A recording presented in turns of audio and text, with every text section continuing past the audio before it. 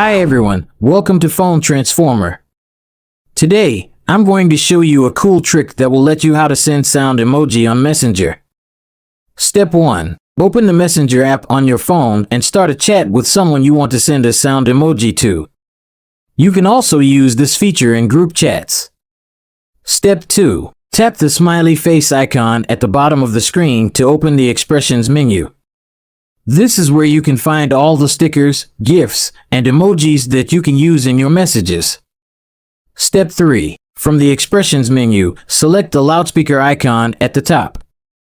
This will open the sound emoji menu, where you can see all the available sound emoji that you can send. Step 4. Select your desired sound emoji from the menu and tap on it to send it. You can also preview the sound by tapping and holding onto the sound emoji. The sound emoji will play automatically when the recipient opens the message. That's it for today. Thank you for watching.